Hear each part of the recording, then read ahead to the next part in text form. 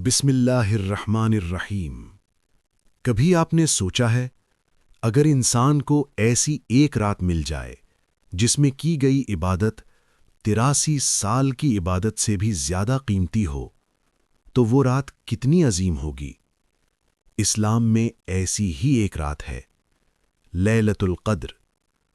یہ وہ رات ہے جسے اللہ تعالیٰ نے قرآن مجید میں خاص طور پر ذکر کیا ہے۔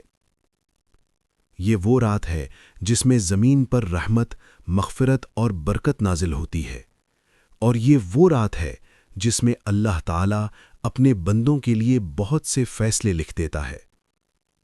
لیلۃ القدر کیا ہے؟ اللہ تعالیٰ قرآن میں فرماتے ہیں، اِنَّا أَنزَلْنَاهُ فِي لَيْلَةِ الْقَدْرِ۔ ترجمہ: بے شک ہم نے قرآن کو لیلۃ القدر میں نازل کیا، یعنی یہی وہ رات ہے جس میں قرآن مجید کا نزول شروع ہوا۔ اسی وجہ سے یہ رات اسلام میں بے حد مقدس اور مبارک ہے۔ لیلۃ القدر کی عظمت اللہ تعالیٰ سورہ قدر میں فرماتے ہیں، وَمَا أَدْرَاكَ مَا لَيْلَةُ الْقَدْرِ۔ ترجمہ: اور آپ کیا جانیں کہ لیلۃ القدر کیا ہے؟ پھر اللہ تعالیٰ خود اس کی عظمت بیان کرتے ہیں، لیلۃ القدر خیر من الف شہر۔ ترجمہ: لیلۃ القدر 1000 مہینوں سے بہتر ہے۔ 1000 مہینے یعنی تقریباً 83 سال اور 4 مہینے۔ سوچئے، اگر کوئی شخص اس ایک رات میں اخلاص کے ساتھ عبادت کرے تو اسے 83 سال کی عبادت سے زیادہ اجر مل سکتا ہے۔ یہ اللہ تعالیٰ کی بے حد رحمت ہے۔ اس رات میں کیا ہوتا ہے؟ اللہ تعالیٰ فرماتے ہیں، تنزل الملائکۃ والروح فیہا بإذن ربہم۔ ترجمہ: اس رات فرشتے اور روح الامین حضرت جبرائیل علیہ السلام اپنے رب کے حکم سے نازل ہوتے ہیں۔ اس رات زمین پر رحمت اور برکت کی بارش ہوتی ہے۔ فرشتے زمین پر آتے ہیں اور عبادت کرنے والوں کے لیے دعا کرتے ہیں۔ سلامتی کی رات اللہ تعالیٰ فرماتے ہیں، سلام ہی حتی مطلع الفجر۔ ترجمہ: یہ رات سراسر سلامتی ہے طلوع فجر تک، یعنی پوری رات اللہ کی رحمت اور سکون نازل ہوتا رہتا ہے۔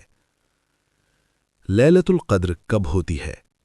نبی کریم صلی اللہ علیہ وسلم نے فرمایا، لیلۃ القدر کو رمضان کے آخری 10 دنوں کی طاق راتوں میں تلاش کرو۔ صحیح بخاری۔ یعنی 21ویں رات، 23ویں رات، 25ویں رات، 27ویں رات، 29ویں رات۔ بہت سے علماء کے نزدیک 27ویں رات کا امکان زیادہ ہے، لیکن نبی صلی اللہ علیہ وسلم نے کسی ایک رات کو قطعی نہیں بتایا، تاکہ مسلمان آخری 10 راتوں میں زیادہ عبادت کریں۔ نبی کریم صلی اللہ علیہ وسلم کا طریقہ۔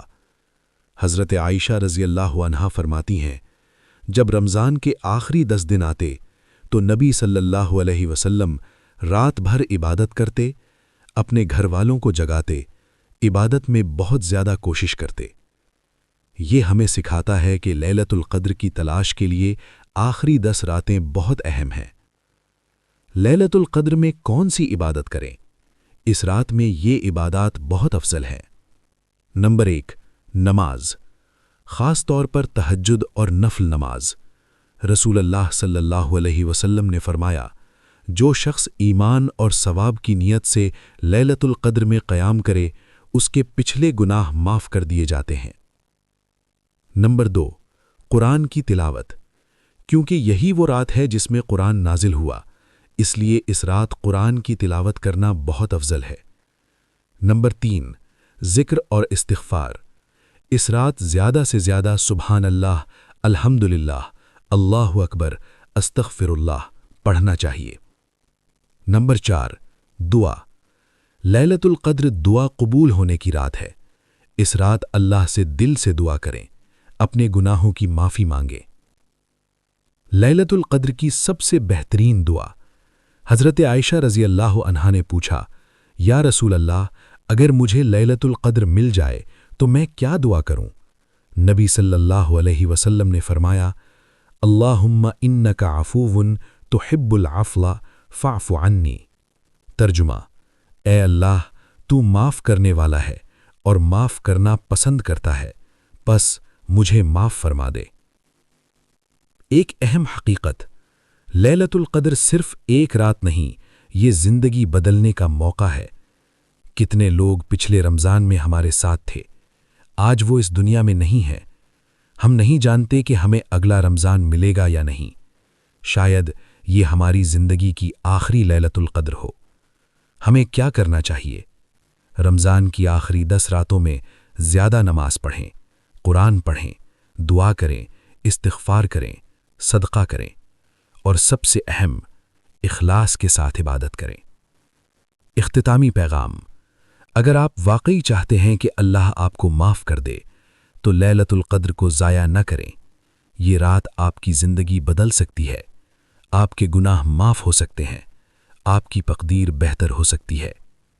آخر میں دعا کرتے ہیں، یا اللہ، ہمیں لیلۃ القدر نصیب فرما اور ہمیں اس کی برکتوں سے مالا مال فرما۔